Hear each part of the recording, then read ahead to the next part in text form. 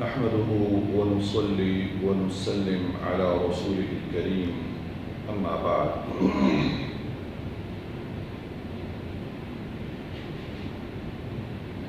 أعوذ بالله من الشيطان الرجيم بسم الله الرحمن الرحيم ثم أتبع سببا حتى إذا بلغ بين السدين وجد من دونهما قوما لا يكادون يفقهون قولا قالوا يا ذا القرنين إن يأجوج ومأجوج مفسدون في الأرض فهل نجعل لك خرجا على أن تجعل بيننا وبينهم سدا صدق الله العظيم.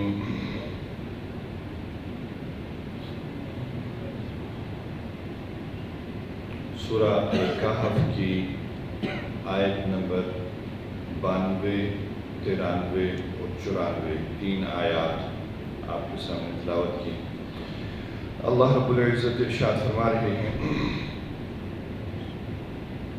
ثم اتبع سببا،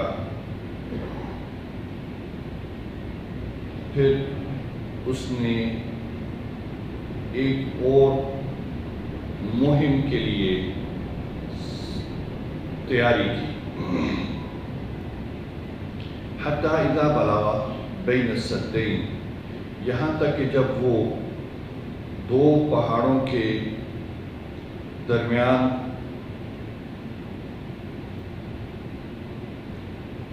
وہ پہنچا، ایسی دو پہاڑوں کے درمیان جو درہ تھا، ایک ملی ہوئی جگہ تھی، وہاں پہنچا.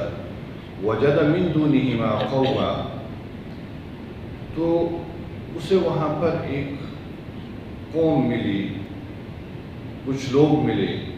لا یکادون یفقہون قولا، جو کوئی بات نہیں سمجھتے تھے. قالوا یا ذا القرنین، انہوں نے کہا اے ذو القرنین، ان یأجوج ومأجوج مفسدون فی الارض، بے شک یاجوج اور ماجوج زمین میں فساد کرتے پھرتے ہیں. فہل نجعل لک خرجا علی ان تجعل بیننا وبینہم سدا، تو کیا ہم آپ کے لیے کچھ جمع کریں تاکہ آپ ہمارے اور ان کے درمیان ایک بند، ایک دیوار بنا دیں. گزشتہ آیات میں ذوالقرنین کی دو مہم بیان کی گئیں، ایک مغرب کی جانب اور دوسری مشرق کی جانب. مغرب کی جانب بھی جہاں تک زمین تھی، جہاں تک آبادی تھی، وہاں تک ذوالقرنین نے اپنا سفر اختیار کیا، اور مشرق کی جانب بھی اسی طرح سفر اختیار کیا. اور جہاں جا کر آبادی ختم ہو جاتی تھی اور متمدن دنیا ختم ہو جاتی تھی، بلکہ وحشی قبائل بھی ختم ہو جاتے تھے، وہاں تک سفر اختیار کیا. ان دونوں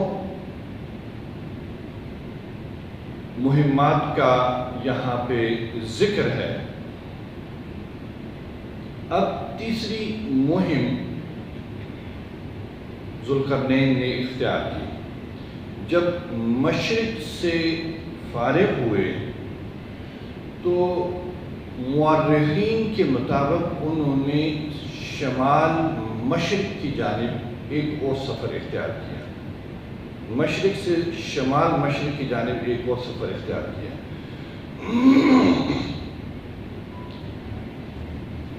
اور وہ سفر کرتے ہوئے ایک ایسی جگہ پر پہنچے، حتیٰ اذا بلغ بین السدین، ایک ایسی جگہ پہ پہنچے کہ جہاں دو پہاڑ آ کر مل رہے تھے اور ان کے درمیان ایک پہاڑی درہ، ایک پہاڑی راستہ ان کے درمیان تھا۔ وہاں پر جب پہنچے تو وجد من دونہما قوما، وہاں پہ کچھ لوگ آباد تھے، اور یہ جگہ متمدن دنیا سے کافی ہٹ کر تھی۔ لا یکادون یفقہون قولا، یہ اس بات کی دلیل ہے کہ وہ لوگ بھی متمدن دنیا سے کٹے ہوئے تھے، دور تھے، کہ جس کی وجہ سے ان کی زبان ایسی تھی کہ نہ دوسروں کو سمجھ آتی تھی اور نہ دوسروں کی بات وہ سمجھ سکتے تھے۔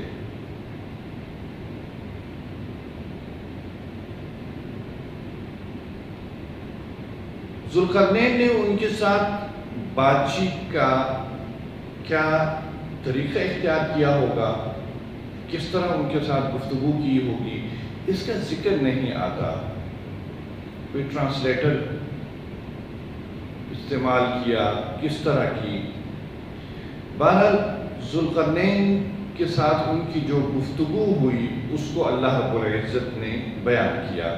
اللہ رب العزت نے فرمایا لا یکادون یفقہون قولا، وہ ان کی زبان بالکل مختلف تھی، وہ کسی کی زبان نہیں سمجھتے تھے۔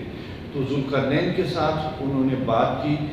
شاید ممکن ہے اللہ رب العزت نے حضرت ذوالقرنین کو ایسی صلاحیت دی ہو کہ وہ ان کی بات سمجھ سکتے ہوں، ان کی ساتھ بات کر سکتے ہوں، جیسے اللہ رب العزت نے حضرت سلیمان علیہ السلام کو دی تھی کہ وہ پرندوں کی گفتگو سمجھ لیتے تھے، دوسری چیزوں کی گفتگو سمجھ لیتے تھے انسانوں کے علاوہ۔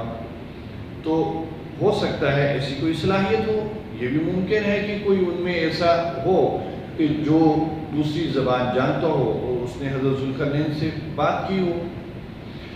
تو اللہ رب العزت فرماتے ہیں، انہوں نے کہا یا ذوالقرنین، اے ذوالقرنین، ان یأجوج و مأجوج مفسدون فی الارض، یہاں پہ ایک قوم ہے یاجوج ماجوج، وہ بہت فساد کرتے ہیں، آتے ہیں، لوٹ مار کرتے ہیں۔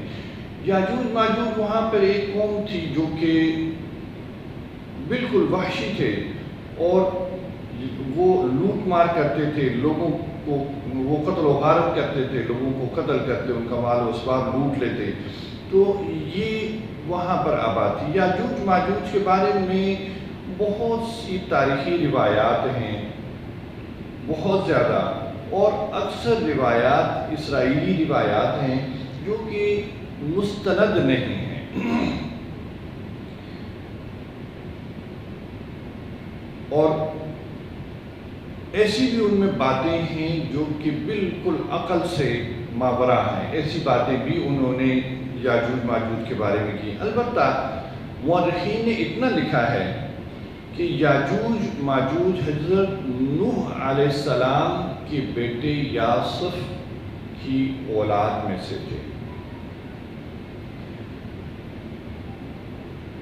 تو اللہ رب العزت نے فرمایا کہ انہوں نے وہ شکایت کی، ان یاجوج و ماجوج مفسدون فی الارض، یہ زمین میں فساد کرتے ہیں، خون ریزی کرتے ہیں، بدامنی پھیلاتے ہیں۔